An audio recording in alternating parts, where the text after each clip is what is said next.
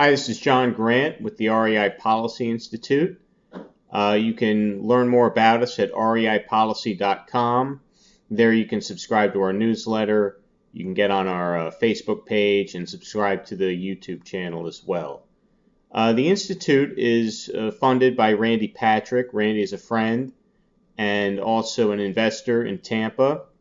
Primarily, we're focusing on the distressed property area. And what we do is federal lobbying, and we also provide information to the industry as well. This week I want to cover a couple topics, the content of our upcoming newsletter, and also a little bit about what I think may be capitulation in terms of the rental market.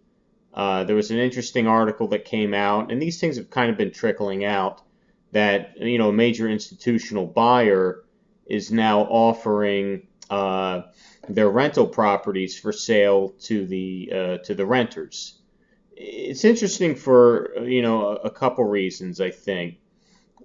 First of all, again, I go back to the term capitulation. Anyone who's been following us has seen the drastic rise in rental prices, and the question has been, when will the market kind of correct itself? And I think this could be a sign that finally we see some capitulation there and the market is correcting itself. I think some of these institutional investors were losing a fairly significant number of renters to the housing market, so to the buying market. So I think now, for distressed property buyers, why should you care? I think there are a couple reasons for that.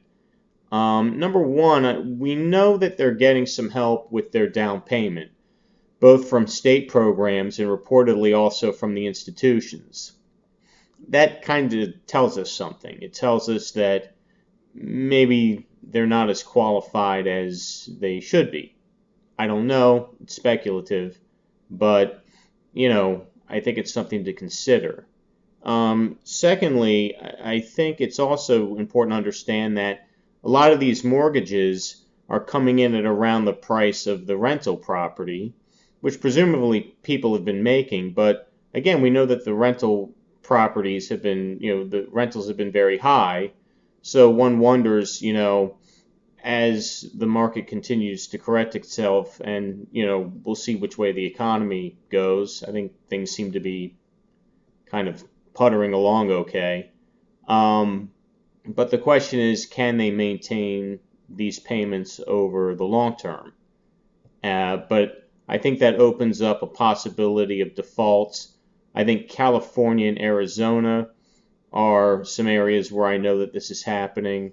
So it's interesting, I think, for investors to keep an eye on that activity, and I'm sure we'll see a lot more of it in the year to come.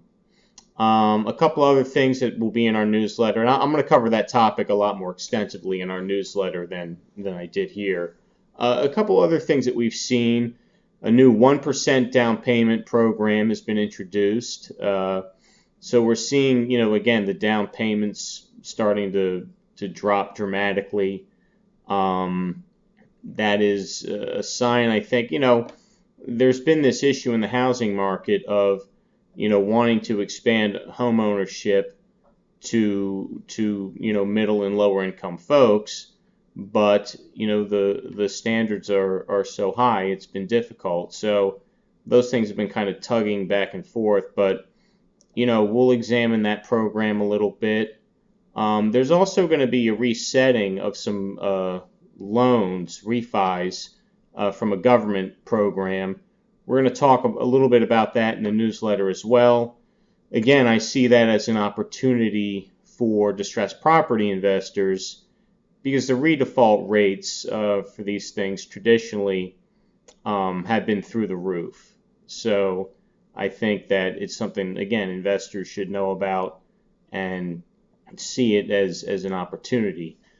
What we try to do here is every month identify opportunities for residential investors based purely on the data that we see coming out.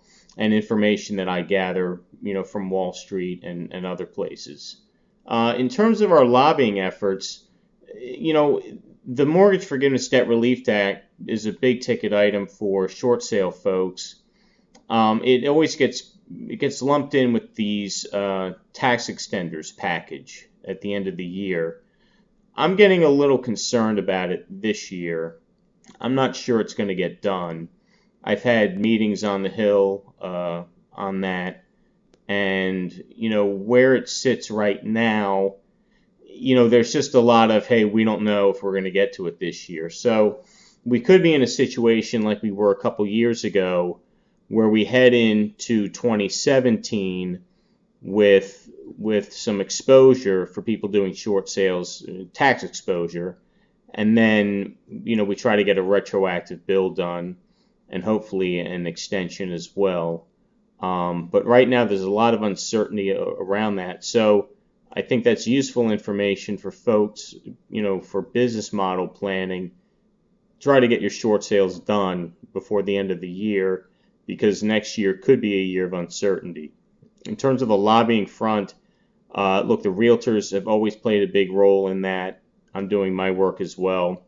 So we'll see what'll happen. But I think it's fair to let people know sooner rather than later that there could be an issue with this. Again, I'll talk about it in more detail in the newsletter that'll be coming up.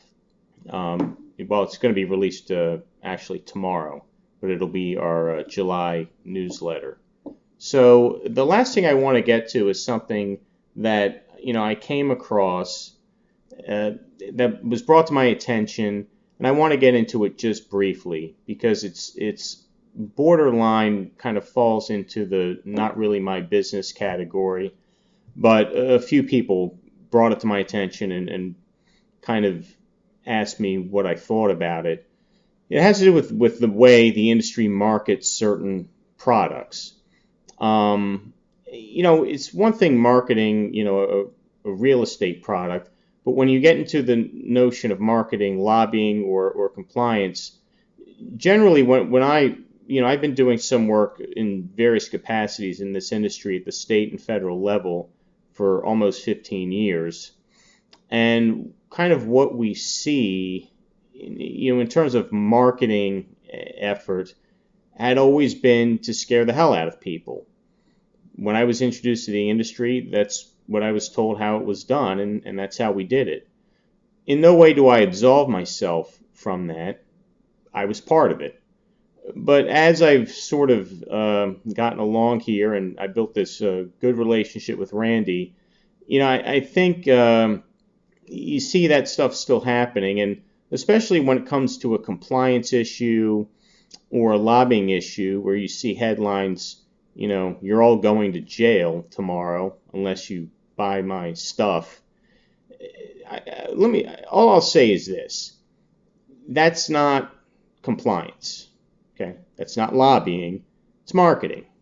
Okay, and I think if you're an active investor, it's probably good to have your own attorney in your own state, knows the rules, and reviews your transactions and the products and techniques that you're using. But I know that a few people got spooked by something that came out. And look, any effort to increase compliance or to improve the laws governing the industry, I think is great. It's just what I've sort of surrendered is the fact that you can't always do it on your own terms. Meaning, when you see an effort like that you're all going to prison unless you listen to me, there's almost a messianic complex there. And, I think this industry deserves a little better than that. I would just suggest, like I said, when you do your transactions, work with a local attorney in your state. But I know that something came out and it spooked some people, and I don't really know anything about it, to be honest with you. But I certainly know about the marketing technique because I've been part of it and used it before. And what I'll say is that it never really lasts long, And I think what we try to do here at the Institute is mostly, educational and some lobbying stuff, and to let people know what's going on in the distressed property markets. That's sort of our emphasis, and just give them the information, and then, it's their responsibility to kind of work through it. But anyway, that was brought to my attention. I was asked to say a few things about it, and I said those things. Anyway, again, reipolicy.com if you're interested in the newsletter, or the Facebook page, or the YouTube channel. And I'll check in next week. I appreciate it. Thank you.